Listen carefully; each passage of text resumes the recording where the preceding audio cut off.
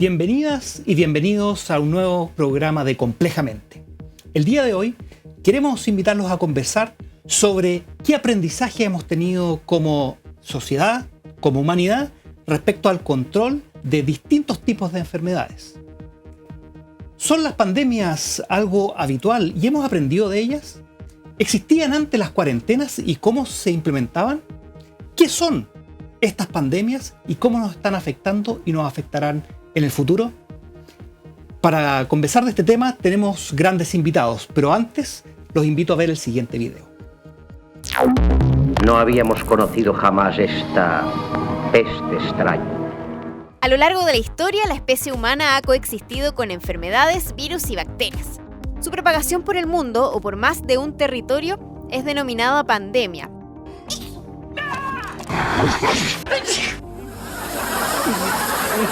¡Maldita sea! ¡Aíslale! ¡Aíslale! La peste Justiniano, la peste negra, la gripe española, la viruela, el cólera, el VIH y ahora el coronavirus o COVID-19 son las pandemias más estudiadas en la historia de la humanidad. Desde que las sociedades comenzaron sus procesos de urbanización, fueron espacios fértiles para que las enfermedades proliferaran, esparciéndose así como la mala hierba. Pero, ¿cómo hemos resistido a las pandemias anteriores? ¿Qué sabemos realmente de ellas y cómo hemos avanzado en la medicina? Esto y mucho más en Complejamente. Si bien no tenemos zombies y grandes catástrofes como veíamos en el video, sí es un reflejo cómo nos pueden afectar como sociedad, en lo personal, en las enfermedades, pero también en la cultura popular. ¿Estamos cometiendo los mismos errores que nuestros antepasados? ¿Cómo enfrentamos las infecciones, las nuevas enfermedades emergentes en el pasado y ahora en el presente? Para conversar de este tema tenemos una gran invitada. Ella es médico cirujano, especialista en infectología y además es miembro del Comité de Infecciones Emergentes de la Sociedad Chilena de Infectología, además de médico del Hospital Clínico de la Universidad de Chile. Janet Davanch, bienvenida. Hola Cristian, ¿cómo estás? Mucho gusto saludarte y estar con una tremenda experta en el tema, porque no solamente estás ahora apoyando las labores de la Sociedad de Infectología y también a las autoridades de nuestro país, pero también te ha tocado vivir la H1N1. Para partir, ¿nos podías contar en qué consiste una pandemia? Bueno, lo primero es que, tal cual como ustedes lo contaban, nosotros, los seres humanos, no vivimos solos en el planeta y estamos conviviendo con seres invisibles que nos rodean y por lo tanto son parte de nuestra vida y de nuestra existencia. Muy probablemente virus y bacterias, parásitos, hongos, estaban mucho antes de que apareciera la vida humana en el planeta. Y por lo tanto nos antecedieron y conocen muy bien el sistema de sobrevivencia que se requiere para mantener su ciclo vital finalmente en el mundo.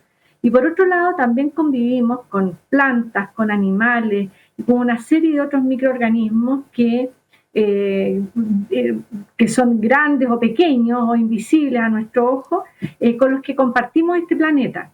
Y eso significa que tenemos interrelaciones, pero múltiples con todos estos microorganismos y con estos seres vivos. Y por lo tanto, el ser humano en el centro que viene a poblar la Tierra, que tiene un sistema inmune que va aprendiendo en la medida que vamos creciendo de cómo nos defendemos y por supuesto que hoy día con la medicina moderna y con la intervención de múltiples medidas, tanto de salud pública como farmacológica, como por ejemplo las vacunas, nos hemos podido proteger de esta eventualidad de que estos microorganismos con los que convivimos afecten la salud de las personas y como ustedes bien decían, en la historia da cuenta de múltiples eventos en donde la salud de las personas ha estado en crisis.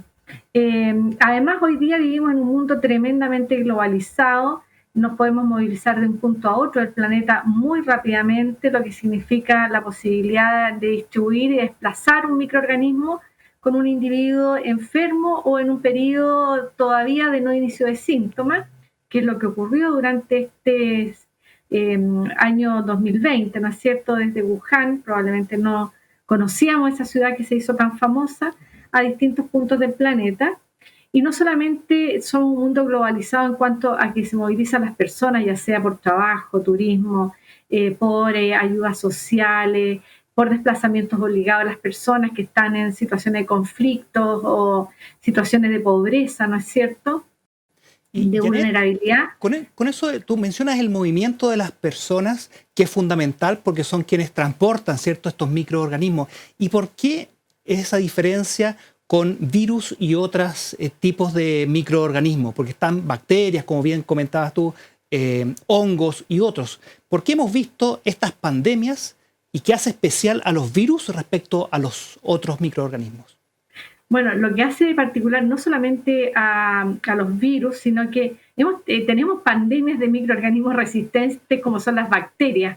Las bacterias, si bien no se transmiten tan eficientemente como los virus, especialmente los virus respiratorios, sí tenemos una amenaza sobre nuestra cabeza que son bacterias multiresistentes o panresistentes a los antibióticos. Hemos contado con antibióticos en los últimos prácticamente 60, 70 años de nuestra historia, pero ese milagro que fue la aparición de los antibióticos también nos amenaza y es una amenaza cierta y real.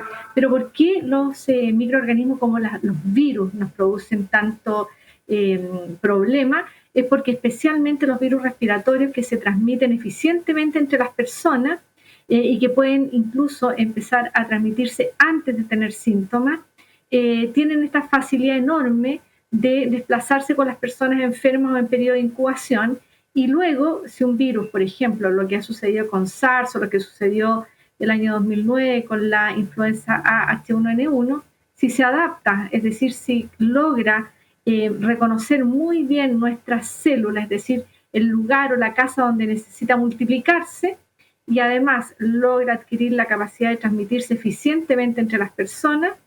Nosotros vivimos hoy día en lugares hacinados, tenemos esta condición natural del ser humano a ir congregado, ¿no es cierto? Le facilitamos, por supuesto, todas las rutas al virus para que se propague fácilmente.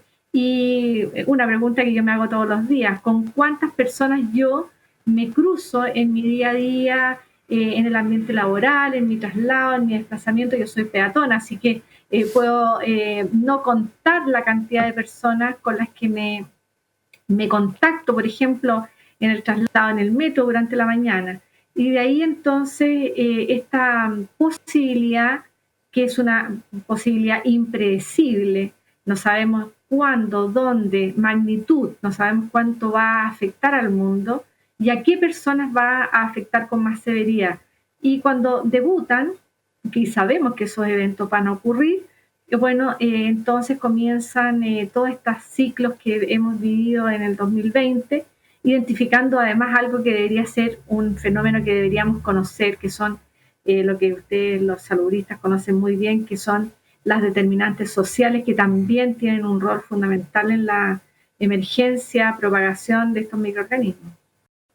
Y en ese sentido, el control también de las fuentes de donde se están generando esta especie de laboratorios donde se mezclan ciertos virus y pueden surgir nuevas cepas, nuevos tipos, nuevos virus o incluso nuevas bacterias, es fundamental.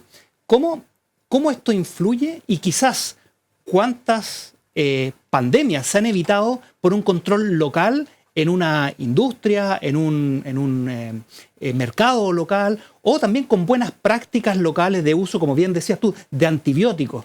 ¿Qué tan importantes son esas medidas a nivel local y que estamos generando nosotros, los profesionales y la gente que se realiza la vigilancia epidemiológica?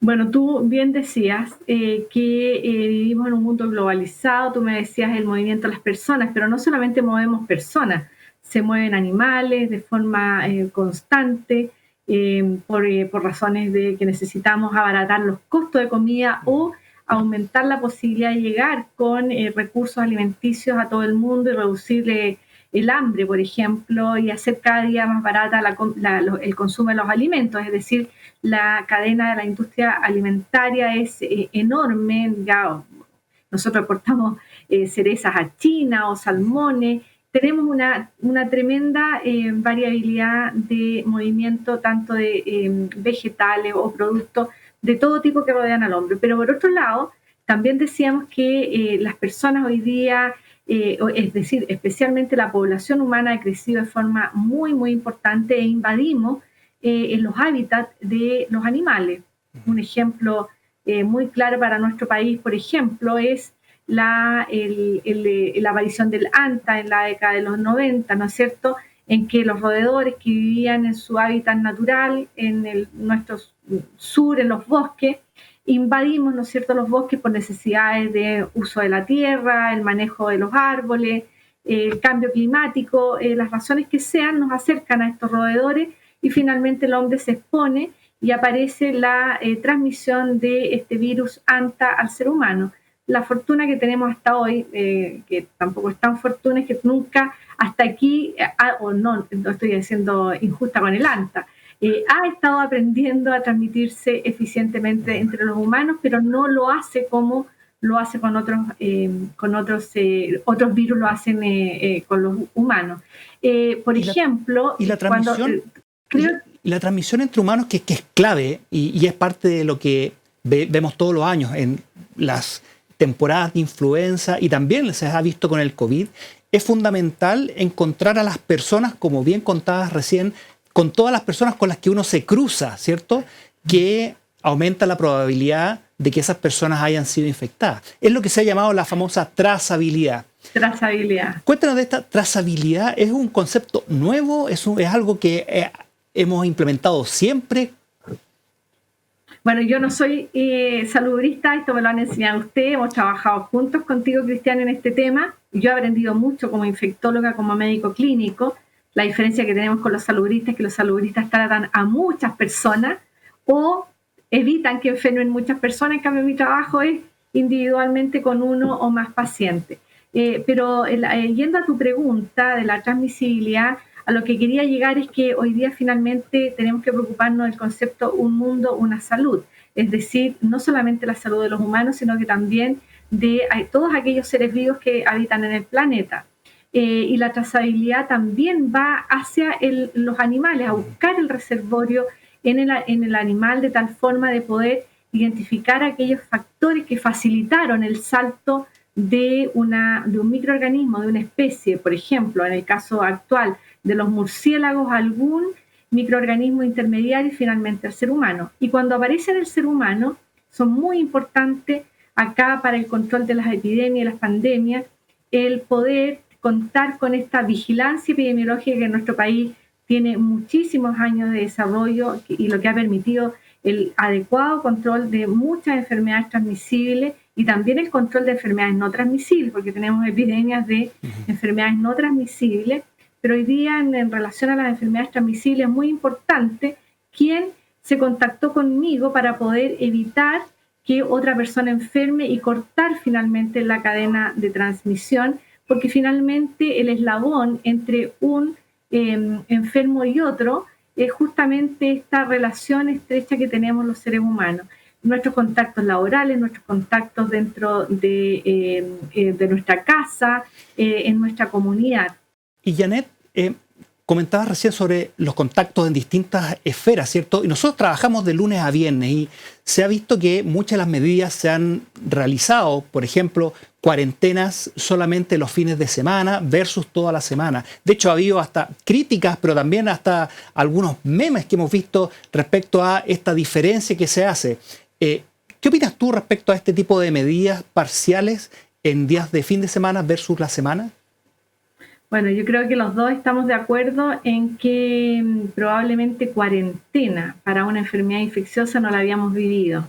La cuarentena uno la veía en las películas de la Edad Media, ¿no es cierto? Cuando se cerraban las ciudades porque aparecía la plaga de la peste negra, o en nuestro país las descripciones de la viruela, cómo se transmitía tan eficientemente entre las personas, ¿no es cierto? Y finalmente se incendiaban los lugares en donde empezaban a producirse lamentablemente casos de personas enfermas y finalmente también lamentablemente muertos. Entonces no estamos acostumbrados a que nos limiten el movimiento. Yo diría que mi sensación durante este periodo es que quizás no hemos logrado comunicarle de forma muy potente a nuestra comunidad, porque no creo que nadie elija enfermar o elija eventualmente morir. No le hemos dado un comunicado claro y categórico. Estamos en pandemia de lunes a domingo a las 24 horas del día. Y las medidas, por lo tanto, para evitar enfermar son las 24 horas del día. Para resumir lo que hemos conversado hoy en día, qué importante es cómo hemos evolucionado como especie humana, nos hemos contactado más con estos nichos ecológicos de otras especies que nos han afectado, y también tenemos que estar muy conscientes de poder hacer esa vigilancia y encontrar dónde se producen, también trazar a los casos que se estén produciendo y así evitar futuras pandemias. Janet, te queremos agradecer la buena conversación del día de hoy. Y gracias a usted, y no olvidar que estamos en un mundo, una salud, y que la salud la cuidamos todos como comunidad, y un llamado a usar la mascarilla, que es una medida muy eficiente de autocuidado, lavarse las manos, distancia física, pero muy importantemente evitar los desplazamientos cuando no son estrictamente necesarios. Creo que son las medidas, mientras no tengamos otras medidas potentes, las que nos van a permitir como comunidad enfrentar este tremendo desafío que es la pandemia por SARS-CoV-2. Gracias a ti, Cristian. Muchas gracias. Muy interesante la conversación con Janet. Ahora quisiéramos conversar algo más sobre la historia. Necesitamos entender el pasado para saber del presente y proyectarnos al futuro. Así nos preguntamos cómo hemos aprendido de pandemias anteriores, qué desarrollos nuevos se han avanzado y que nos han permitido enfrentar nuevas pandemias. Para esto tenemos el agrado de presentarles al doctor en Historia de la Universidad Católica de Chile, docente en Historia de la Salud en diversos temas como Historia de la Odontología, Sociedad y Política de Salud, y además pandemias, pasado y presente. Bienvenido, Marcelo López. Hola, Cristian. ¿Qué tal? Un gusto saludarte. Mucho gusto tenerte aquí con nosotros. ¿Y nos puedes contar cuáles han sido las primeras pandemias y las más importantes que nos han afectado como humanidad? Bueno, fundamentalmente se empieza a hablar de la relevancia que han tenido estos fenómenos a partir ya de los fines de la antigüedad, en el siglo VI, principalmente cuando se irrumpió en el Mediterráneo lo que conocemos como plaga de Justiniano, que fue una plaga originada por la peste bubónica que marcó el inicio de lo que se conoce como el gran ciclo de las pandemias, al cual hoy en este siglo nos hemos incorporado nosotros. Y luego siguió, bueno, la tristemente célebre peste negra, que abarcó tanto Asia como Europa. Y ahí ya comenzó a configurarse este fenómeno como una realidad a escala global, ya que a partir del siglo XVI los continentes comenzaron a conectarse gracias a la expansión de Europa, y así Asia, África, nuestro continente, Europa, comenzaron a tejer redes que permitieron que los microbios se pudieran trasladar de un lugar a otro. Y ya hacia el siglo XIX, con la irrupción de la tecnología, la era de la industrialización, el cólera, la influenza, la peste bubónica, nuevamente comenzaron ya a darle un cuerpo, a modernizar este concepto, y el siglo XX inaugura con la célebre gripe española y se cierra con la pandemia del SIDA, que es una enfermedad totalmente nueva. Y bueno, el presente siglo se inaugura con la experiencia que estamos viviendo y que ha cambiado nuestras vidas profundamente, y bueno, cuyas consecuencias vamos a empezar a sopesar, yo creo, en unas décadas más. Y estas pandemias, ¿cómo nos afectaron nuestra forma de vivir y cómo la cambiaron, cómo la alteraron? Bueno, creo que hay muchos puntos en común con la experiencia que vivieron nuestros antepasados, comparándola con la que estamos viviendo. De partida, hay un hecho que es clave, que una enfermedad irrumpe nuestras vidas, trastoca nuestras relaciones y transforma nuestra economía, nuestro orden social, para bien o para mal. Los estigmas de alguna forma cobran relevancia, y ya en en el episodio de la peste negra se ha conocido como los médicos, los judíos, las mujeres, los extranjeros, los pobres, etcétera, fueron objeto de la ira social para buscar una forma de desahogo ante un fenómeno que era inexplicable. Y ya en la era moderna hemos conocido cómo las pandemias trastocan nuestras relaciones globales, económicas, el orden social, pero también surge también en algún momento determinado la esperanza de hacer cambios para salir de la encrucijada que siempre atrae las pandemias. Y en ese sentido, hemos salido airosos de varias pandemias y hemos aprendido. La peste negra deja en claro los problemas de saneamiento y cómo las distintas pandemias y hemos aprendido y cómo ha repercutido eso en términos del saneamiento o de la infraestructura sanitaria. Fundamentalmente se ha señalado, como tú bien lo indicas, que la peste negra dejó establecido que había que dejar en manos del poder público la respuesta ante estos fenómenos que en aquel entonces se respondieron a nivel municipal, en Europa por lo menos. Y ahí se sacó la conclusión que debía haber un solo poder que dirigiera todas las tareas, a lo cual se sumó, obviamente, y progresivamente, la importancia que tenía que tener la ciencia, que en aquel entonces no tenía el avance que conocemos hoy, pero sí los conocimientos para saber que habían ciertas enfermedades que se transmitían a través del aire por algún ente desconocido. Y luego la importancia que tenía la higiene urbana, el control de alimentos, la higiene de los puertos, fueron lecciones que después se tradujeron en código, en legislación nacional. Y ya en el siglo XIX, con la irrupción de la microbiología, la salud pública contó con una base cognitiva que sentó los precedentes de lo que es la epidemiología, que hoy ha sido fundamental para enfrentar la pandemia. Y estas pandemias nos han permitido ir sacando lecciones que han sido la base de muchas de las acciones que hoy estamos adoptando. De hecho, se ha señalado que la cuarentena medieval hasta el día de hoy no ha sido útil en mayor o menor medida para hacer frente a esta situación. Efectivamente, las cuarentenas que son implementadas de manera efectiva, en el momento adecuado y con la profundidad necesaria, y por supuesto que se cumplan de la manera necesaria, pueden tener buenos efectos. Y en ese sentido, ¿qué otras enfermedades se han controlado con estas medidas en el pasado? ¿Algún ejemplo?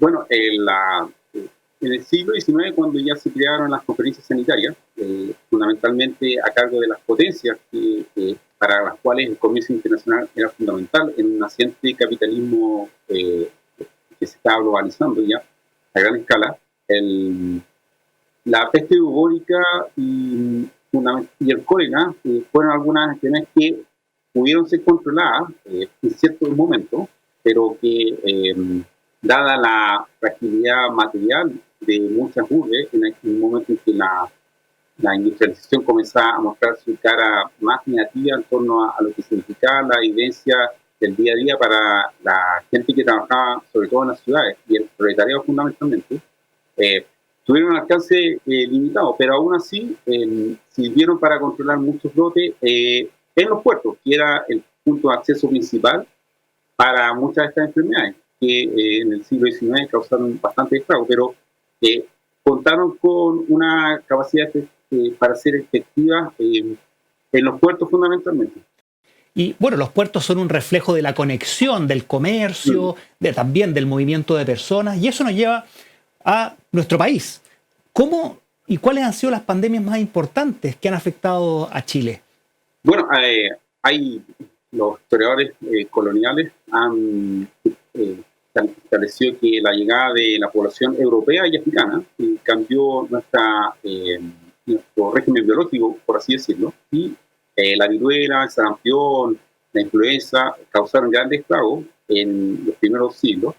Y en el siglo XIX, se puede señalar que llegó una segunda gran oleada de nuevas enfermedades, porque irrumpió el cólera, que a mi juicio, y como lo han señalado algunos historiadores locales, fue el hito que contribuyó a que se acelerara una discusión que se venía gestando de hacía un par de décadas en torno a qué papel debía jugar el Estado en torno al orden sanitario, porque muchos de los médicos locales que veían lo que estaba ocurriendo en Europa abogaron para que el Estado tuviera un papel más efectivo. Y es por eso que ya en el gobierno de Balmaceda se logró dar un primer paso en ese sentido con la creación del Consejo Superior de Higiene, el Instituto de Higiene, que es el abuelo del actual Instituto de Salud Pública, y en una entidad muy importante porque ahí se empezaron a educar los futuros epidemiólogos locales. También se educaban los inspectores sanitarios que buscaban en las ciudades a los casos de gente que estaba enferma para aislarlo en la medida de lo posible y también sanear sus casas. Y de ahí en adelante, bueno, tras la gripe española de 1918 se reforzó esa idea de participación del Estado. De hecho, en 1918 se promulgó el Código Sanitario, que lamentablemente no se pudo poner en práctica ese mismo año, pero que fue reformulado, pero aún así dejó establecido otro hito importante en torno a lo que tenía que ser una institucionalidad del Estado apoyado por la ciencia para hacer frente a estas epidemias que, bueno, eran un conjunto de enfermedades que eran parte del día a día de muchas generaciones. Eso queda clara la importancia que tuvieron estas pandemias para la estructura del Estado, para el rol del Estado, sí, que se hace activo en el control de estas enfermedades para justamente prevenir que la población sufra. ¿Qué otras medidas y qué otros beneficios tuvimos de costumbres o de tecnología durante y posterior a las pandemias? Bueno, hay, en cuanto a lo que se conoce como hoy la cultura higiénica, se ha señalado que este simple hecho de lavarse las manos, ya en aquel entonces fue una de las normas que las autoridades promovían para que la población colaborara, junto con taparse los brazos, taparse la nariz cuando uno estornudaba. El uso de mascarillas que debutó ya públicamente en Manchuria con el brote de peste bubónica en 1911 y que luego con la gripe española se difundió a nivel internacional. Y también, bueno, algo que fue importante fue la preocupación por la habitación higiénica. Hoy, bueno, sabe muy bien la importancia que tiene la vivienda como quizá una de las primeras instrumentos que hay que contar para lograr un aislamiento que permita que la circulación del virus o de los microbios cese. Pero en aquel entonces se propuso, sin embargo el debate quedó abierto porque para lograr un avance en ese sentido pasaron varias décadas para que la vivienda... Marcelo, sí. ¿Cómo estos temas nos ayudan a comprender hoy el coronavirus y cómo crees tú que recordaremos el COVID y esta pandemia en un futuro cuando lo veamos hacia atrás en los libros de historia? Bueno, yo creo que va a ser parte de esta experiencia que estamos viendo como parte de uno de los hitos más importantes de este siglo que empezó a cobrar fuerza ya en la década del 80 a nivel global con la irrupción del SIDA.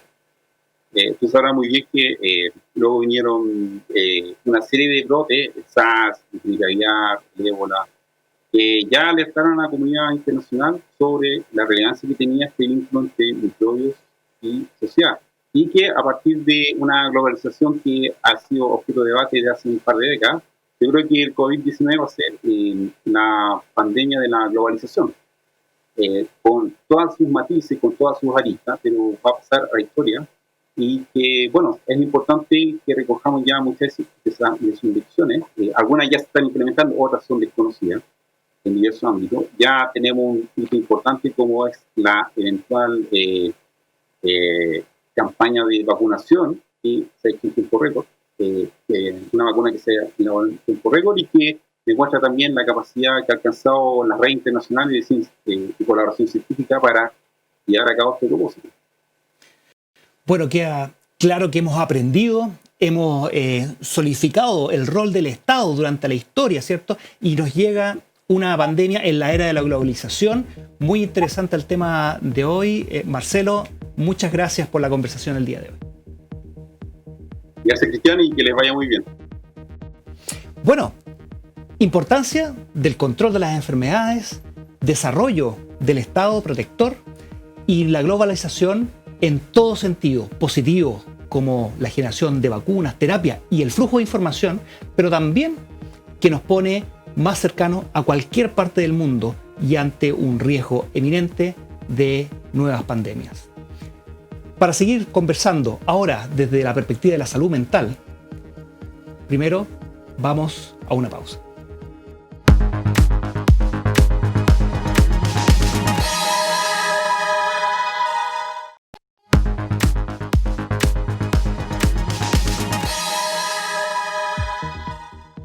Estamos de vuelta de la pausa en Complejamente. En el primer bloque hablamos sobre las pandemias y la historia. Y queremos introducir el siguiente tema, que también es un problema de interés en la actualidad, sobre la salud mental y los efectos psicológicos de las pandemias y también a través de la historia. Antes de ahondar en el tema, vamos a ver el siguiente video.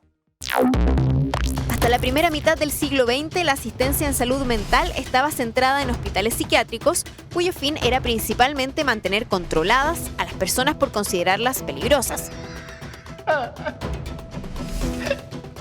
Sin embargo, la historia y los avances en esta área nos han dejado enseñanzas para enfrentar el mundo contemporáneo. A lo anterior se suman las patologías de salud provocadas por las formas de vida actuales, como el estrés laboral o la depresión. 158183. Te van a... ¡No lo he llamado! ¿Y dónde está? Porque El no señor está aquí Poig ya, quiere la hablar tarea con que no usted se en su te manda. despacho. ¿Ahora?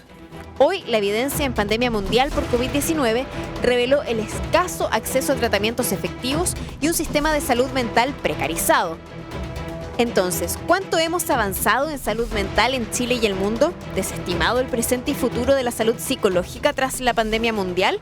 Esto y mucho más analizaremos hoy en Complejamente.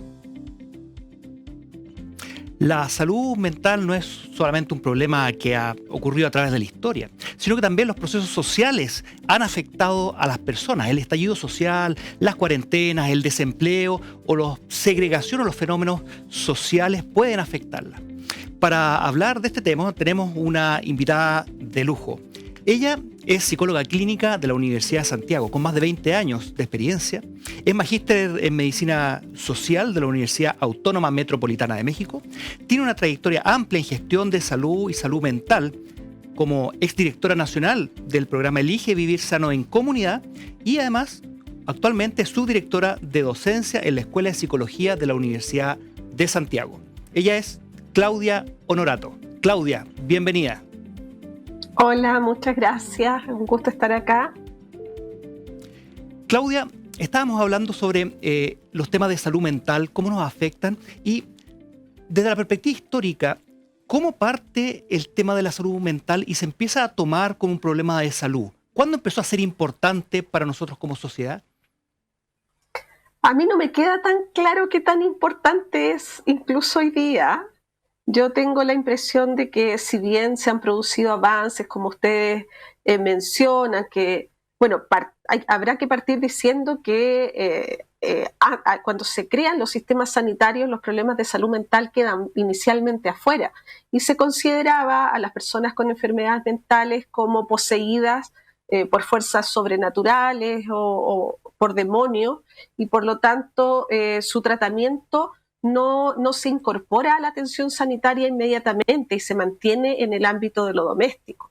Posteriormente, cuando se incorpora la salud mental, los problemas, los enfermos mentales, como se les llamaba, a la atención sanitaria, se lo hace desde una perspectiva bien restringida, donde se pensaba que lo que se podía hacer por ellos era encerrarlos y se creía que existía una relación muy directa entre el cuerpo y las enfermedades de salud mental. Por lo tanto, muchos de los tratamientos, incluso hasta la actualidad, parte de esa tradición se mantiene, están orientados a buscar en el cuerpo aquellas cosas que no estarían funcionando bien y que por lo tanto serían el origen de la salud mental. Afortunadamente, paralelamente a eso, empiezan a desarrollarse un montón de conocimiento, de discusión, de desarrollo teórico en las ciencias sociales que nos va permitiendo hacernos otras preguntas y empezar a relacionar los problemas de salud mental con los problemas de la sociedad. Y en eso tuvo una participación súper importante las ciencias sociales, en la comprensión de los padecimientos mentales o de salud mental, como podríamos decir, o psíquicos de las personas.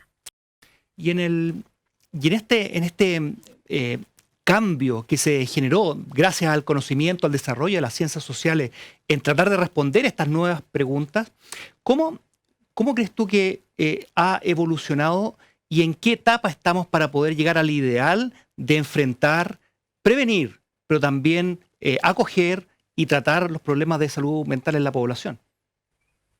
Mira, yo diría que el desarrollo no ha sido muy lineal, porque si bien uno podría decir que en Chile, ya en el gobierno de Frei Montalva, empezó a cuestionarse a partir de la influencia de las ideas de Europa, esto de encerrar a las personas con problemas de salud mental, y empezó a existir algunas políticas públicas de sacar a las personas de estos manicomios. Después, con la dictadura, esto tuvo un retroceso bien importante y yo diría quedó bastante congelado el avance respecto a cómo como sociedad comprendemos los problemas de salud mental. Yo diría que con la llegada de la democracia, entre comillas, de este periodo tan largo que hemos tenido de transición política después de la dictadura, ahí surgen con fuerza políticas en salud mental, el Plan Nacional de Salud Mental, que se ha ido actualizando y que ha ido incorporando una mirada más comunitaria en términos de salud pública en relación a la salud mental.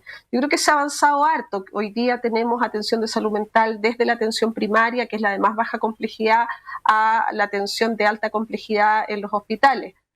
Pero todavía, del mismo modo que el sistema de salud en Chile es desigual, es insuficiente, tiene áreas precarizadas, también eso se expresa, y yo diría de forma bien brutal, en la salud mental. Los procesos sociales y la conversación, ¿cierto? Como el ideario y cómo entendemos nosotros los distintos procesos o las distintas situaciones de salud de nuestra población.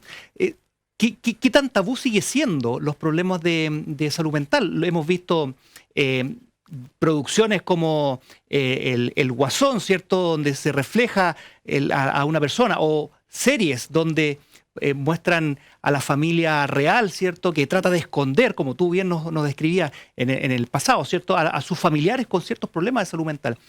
¿Cómo estamos transitando y qué tan estamos en el pasado versus desde la perspectiva más allá de la atención, sino que de la misma sociedad, de aceptar a las personas que tienen algún problema o alguna condición de salud mental?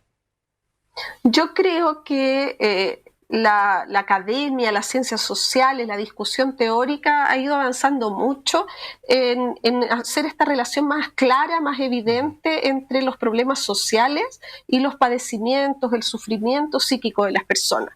Creo que en ese sentido la medicina social, por ejemplo, ha hecho un importante aporte, y en general las ciencias sociales han ido contribuyendo a problematizar la relación entre las condiciones de vida de las personas y los padecimientos de salud mental. Y creo que estamos en ese camino, y creo que hoy día la situación de crisis política de nuestro país también nos interpela a preguntarnos de manera mucho más clara cómo las condiciones de vida que nos impone una forma de organización específica de la sociedad en un momento histórico bien específico como el nuestro hoy día en Latinoamérica, en Chile, inciden en la forma de vivir y de enfermar de las personas. Y eso también tiene su reflejo en los padecimientos psíquicos, en la salud mental. Entonces, cuando decimos que la pandemia ha generado muchos más problemas de salud mental, uno podría decir sí y no, porque estos problemas estaban antes muy presentes en la sociedad y están bien determinados por las condiciones de vida que hemos tenido en Chile en las últimas décadas. Es una de las reflexiones que creo que se está haciendo, justamente las condiciones básicas y cómo se han incrementado o se han hecho ver ciertos problemas y diferencias, como bien mencionada la desigualdad, el desempleo, las condiciones de vida. ¿Cómo crees que esto se ha desarrollado durante la pandemia y cómo proyectas que vamos a salir de esto? ¿Cómo vamos a construir una forma de ver la salud mental y los problemas psicológicos también dentro de nuestra sociedad? Mira, yo soy una esperanzada, entonces trato de mirar el vaso lleno, la verdad. Y yo creo que sí, que esta pandemia sin duda ha afectado la salud de las personas seriamente, no solo la salud mental, y claro que la salud mental ha tenido una expresión significativa. Pero creo que todo esto también va a tener como consecuencias cambios en la forma en que tratamos de abordar estos problemas. Yo creo que hoy día es más evidente que nunca que las condiciones en las que vivimos, la forma en la que trabajamos, incide en nuestra salud mental. Y creo que eso también nos puede generar las bases, esta crisis tan grande, para pensar en adelante en modelos de sociedad que sean mucho más armónicos con el bienestar de los seres humanos. Y creo que vamos avanzando un poquito en ese camino. Efectivamente, la pandemia, el encierro, el confinamiento, la soledad, la incertidumbre respecto al futuro, han exacerbado muchísimo los problemas de salud mental, y lo vemos en Ulta con la cantidad de demanda que tenemos los psicólogos clínicos de atención. Pero también yo estoy súper convencida de que no será la atención individual la que va a resolver los problemas de salud mental. Por cierto, tenemos una deuda súper importante en el sistema sanitario del país, en todas sus formas y en todas sus desigualdades, respecto a disponer de dispositivos de atención ajustados a las necesidades de las personas, más pertinentes, en mayor cantidad, expandidos a lo largo de todo el territorio nacional. Por supuesto que en eso estamos sumamente al debe y tenemos una desigualdad bien importante entre el sistema público y el privado. El privado también tiene una forma de atención a la salud mental bastante restrictiva. Por lo tanto, ahí tenemos desafíos bien importantes. Pero yo diría que en términos generales la salud mental de los chilenos y chilenas va a poder ir mejorando de manera sustantiva en la medida en que generemos un país justo, un país menos desigual, un país con acceso a la salud, pero también un país con acceso a la educación, a la recreación, al ocio, al tiempo en familia. Y en ese sentido, esas son medidas principales para prevenir, ¿cierto? Para poder desarrollar una vida sana. ¿Cuáles crees dentro de esas que van a ser las claves para poder justamente prevenir o detectar a tiempo y poder hacer que las personas que sufren algún problema de salud mental puedan acceder también posteriormente a un tratamiento temprano antes de algún grado de complicación o de afectar más a su entorno? ¿Cuáles son los principales factores para prevenir desde la perspectiva de la sociedad, no necesariamente como individuos, como cada persona? Súper interesante la pregunta que me haces. Mira, yo creo, y voy a ir a ideas súper concretas, no tan generales. Yo creo, por ejemplo, que un elemento que podría incidir mucho en la salud mental de las personas, en su bienestar, en disminuir las cuotas de sufrimiento que las personas padecen diariamente, va a ser la disminución de la jornada laboral, fíjate. Y podría ser un tema bien ajeno a los temas de salud mental, pero en la clínica vemos muchas veces como madres, padres, parejas, en realidad todas las personas se quejan del poco tiempo que tienen para tener relaciones significativas con otros, para conversar con la pareja, para criar a los hijos, para compartir con los amigos, para hacer algo que quieran hacer porque quieren, no porque tienen la obligación de hacerlo. Vivimos en una sociedad en la que corremos de un lado a otro todo el día y con una obligación tras otra. Entonces creo que jornadas tan extensas de trabajo, con tiempos tan extensos de traslado, en condiciones de traslado que no son las adecuadas tampoco para los trabajadores y trabajadoras del país, también inciden en la calidad de los vínculos que tenemos los unos con otros, en la calidad de las redes sociales, de cómo comunitariamente, cómo colaborativamente construimos una sociedad capaz de contenernos a todos con nuestras diferencias, con nuestras particularidades y también con reconocernos en todas las cosas en las que nos parecemos también unos con otros. Y en ese sentido, con estas cuarentenas y un número importante de personas, si bien son las que tienen las condiciones para poder hacer, por ejemplo, el teletrabajo o la teleeducación, sabemos que no es la gran mayoría probablemente de la gente en Chile, ¿cómo ves tú ese cambio y cómo afecta justamente estas relaciones significativas de pasar a ser padres de tardes o noches a ser padres que están en contacto con sus hijos todo el día, son educadores y al mismo tiempo, sin hacer ese cambio, son trabajadores? ¿Cómo ha afectado y qué podemos hacer para lidiar? Bueno, yo creo que hoy día estamos como en el peor de los mundos las personas que teletrabajan respecto a las exigencias y a cómo todas las relaciones interpersonales se producen en un espacio súper reducido, en un grupo de personas súper acotado. Por lo tanto, se exacerban los problemas que ya existían de antes en esos vínculos y además todo ese estrés a las formas de relaciones entre las personas que están al interior de una casa también se ven sobreexigidas por esta multiplicidad de roles que se tienen que ir desarrollando a lo largo del día de manera simultánea. Las mamás, los papás, las personas adultas trabajan frente al computador la mayor parte del día, pero además se espera que estén a cargo de sus hijos y además se espera que estén colaborando en las actividades escolares de sus hijos. Y también se supone que sus hijos no están solos porque están en sus casas con sus padres, cuestión que no es tan cierta, porque también hemos escuchado el sufrimiento de los niños por sentirse muy solos en las casas. Todas estas cuestiones también han ido generando ciertos cuestionamientos respecto a la forma en que tenemos organizada la vida familiar. Parece que esta familia nuclear pequeñita, con pocos integrantes, no es la mejor forma de responder a las crisis. Parece ser que en familias más extendidas, donde pueden repartirse los roles y las funciones entre más personas, han podido lidiar de mejor manera con la pandemia que estas familias pequeñitas, donde hay un hijo único que pasa solo la mayor parte del tiempo, o hay una mamá sola con pocas redes de apoyo de sus amigas o de su familia para poder contar con algún reemplazo en la crianza en algunas horas del día.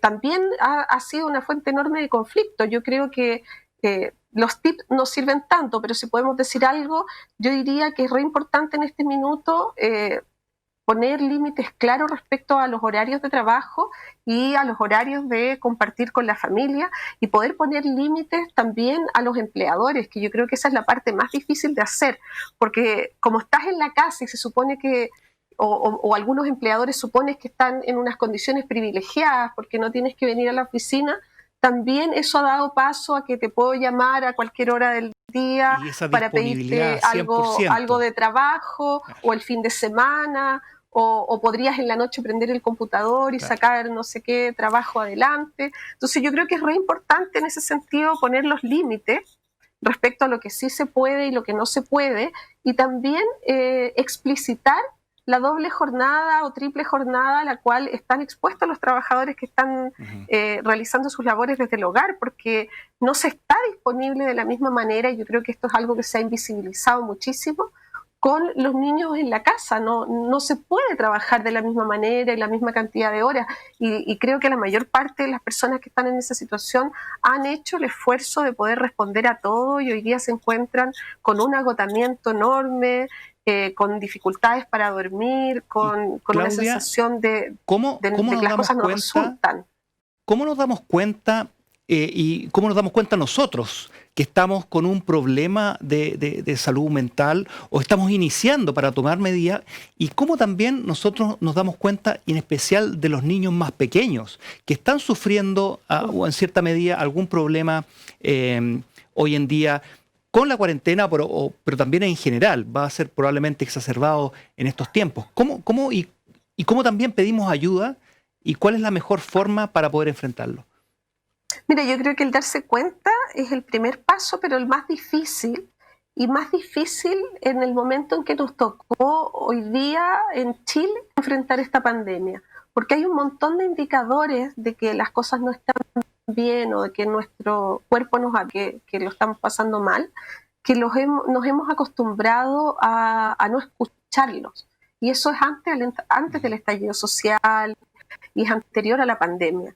Entonces, yo diría que uno de los indicadores más significativos es el sueño, el no dormir la cantidad de horas que se requiere, el despertar hiperalerta a cualquier hora de la noche, el amanecer en la mañana cansado como si no se hubiese descansado, el estar más irritable, la disminución en la concentración, son indicadores bien como típicos de que estamos sometidos a un estrés más allá del que deberíamos tolerar sin dificultades. Disculpa, ¿se da en un tiempo específico? ¿Tiene que ser por varias semanas? ¿Es suficiente por 1 o 2 varias días? semanas.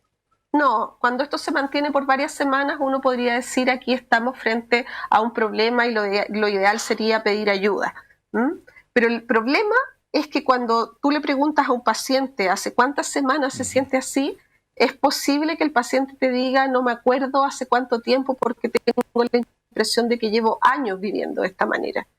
Y la verdad es que las condiciones de vida contemporáneas nos han ido obligando a vivir con esa sintomatología como si la vida fuera así, si siempre tuviéramos que estar disponibles para tolerar un cierto grado de malestar o de displacer que es como parte de la vida moderna.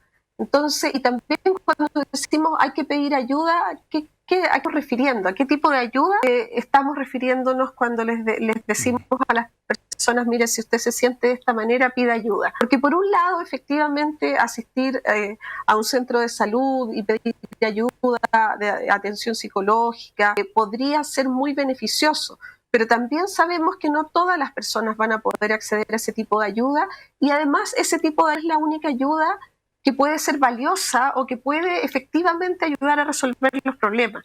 Entonces también a mí me gusta decirle a las personas que nos ven hoy día que también el pedir ayuda es también activar las propias redes, ¿no? Y tal vez conversar en la noche amorosamente con quienes vivimos en el hogar y contarles cómo nos estamos sintiendo, preguntarle a los demás cómo se están sintiendo, llegar a nuevos acuerdos de distribución de las tareas de manera un poco más armónica, cada uno de los integrantes de la familia queden un poco más tranquilos o se sientan un poco más aliviados, comprender el malestar del otro, poner atención a las señales del otro, hacer vínculos, estar a veces, aunque sea un ratichar, para no quejarse, para escuchar a este hijo que está irritable, insoportable y que no me deja trabajar tranquilo. En porque esta está solo, porque vorágine está parece que hacer una pausa, como dices tú, para hacerse un diagnóstico, un chequeo personal, un chequeo en casa, parece fundamental y el primer paso para reconocer estos problemas, ¿cierto? Bueno, además del pedir ayuda en los sistemas sanitarios a los que cada quien pueda tener acceso, que podría ser muy valioso, también es muy importante activar las redes sociales con las que podemos contar o empezar a construirlas. De repente relacionarnos con los vecinos, buscar soluciones colectivas a los problemas, también nos genera sensación de apoyo, de estar menos solos, que contribuye muchísimo al bienestar.